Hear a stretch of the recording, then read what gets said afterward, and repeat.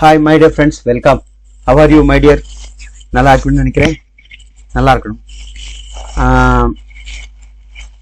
இன்னைக்கு Bulgaria is coming under Schengen country.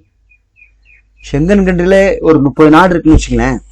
எல்லா நாட்டிலையும் அவ்வளோ ஃபாஸ்ட்டாக போக முடியாது. ஆனால் நான் மீண்டும் சொல்கிறேன், டெல்லி பொறுத்த வரைக்கும் விசா சக்ஸஸ் ரேட் அநேகமாக 99% சொல்லலாம்.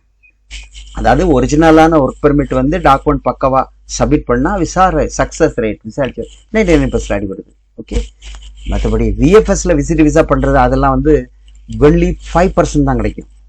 அது நீங்களா அப்ளை பண்ணவங்க பண்ணுறதா இருக்கட்டும், இல்லை ஏஜென்ட் உங்கள்ட வா கொஞ்சம் காசு தான், நான் உனக்கு விசா போட்டு தரேன் அப்படின்னு சொல்லிட்டு விஎஃப்எஸ்ல ஒரு அப்பாயின்மெண்ட் போட்டுட்டு உங்களை உள்ள தள்ளிடுறது, அது வராது. அது ஹிஸ்ட்ரி, அவங்களுடைய டிராவல் ஹிஸ்ட்ரியை பொறுத்தது. டிராவல் ஹிஸ்ட்ரினா என்ன? அது நிறைய விஷயம் இருக்கு. சரி, அப்போ நம்ம ஒர்க் பெர்மிட்டை பத்தி மட்டும் பேசுவோம், ரைட்டா? பல்கேரியாங்கிற ஒரு நாடு வளர்ந்து வரும் டெவலப்பிங் கண்ட்ரி. பல்கேரியா ஷெங்கன்ல வருது இல்லையா? ஓகே, நிறைய புது புது ஃபேக்டரியா இருக்கட்டும், பிசினஸ் தளங்கள் எல்லாமே பெருசா வந்துட்டு இருக்கு. இதனால இங்க வேர்ஹவுஸ்க்கு அதிகமான டிமாண்ட். இல்லைன்னா seasonal job, agriculture, fruit picking அதுக்கு அதிகமானது. ஓகே, மற்றபடி சிட்டிகளை வேலை பார்க்கணும் அப்படின்னு சொன்னா லோக்கல் லாங்குவேஜ், பல்கேரியன் லாங்குவேஜ் கண்டிப்பா வேணும். நம்ம அதெல்லாம் பார்த்துட்டு இருக்க வேண்டாம். அங்கிருந்து போறவங்க யாருக்கும் பல்கேரிய லாங்குவேஜ் தெரியாது. ஒன்று தமிழ், இங்கிலீஷ் இல்லையா? ஆமா.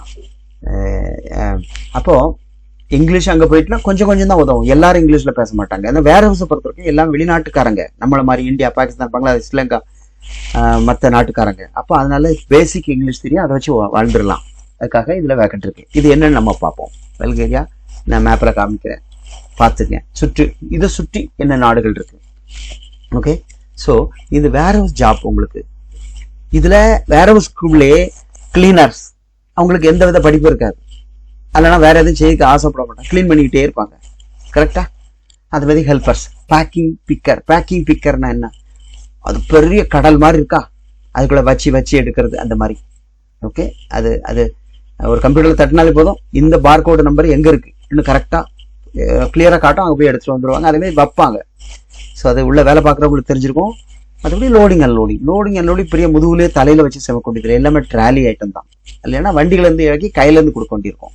ஓகே, சரி. அதனால அது பெரிய ஹார்ட் ஒர்க்கு கிடையாது. என்ன, மார்னிங் டு ஈவினிங் செஞ்சுக்கிட்டே இருக்கணும்.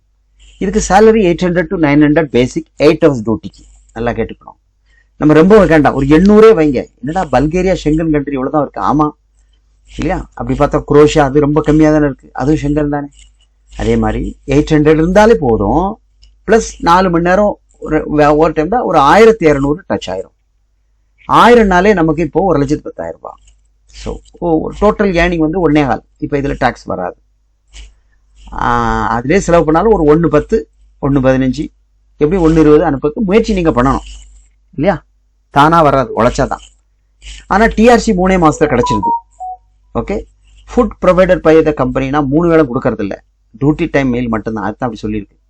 ஓகே, ஸோ அப்போ இதுல மேல் ஃபீமேல் யாராவது பல்கேரியாவுக்கு வேர் ஹவுஸ் ஜாப்புக்கு வரணும்னா தாராளமா அப்ளை பண்ணுங்க. ஓகே, இந்த பல்கேரியாவுக்கு நாங்கள் சார்ஜ் பண்றது டோட்டல் எல்லாம் சேர்த்து 4.5. ஆனா அட்வான்ஸ் இருக்குது. ஓகேவா?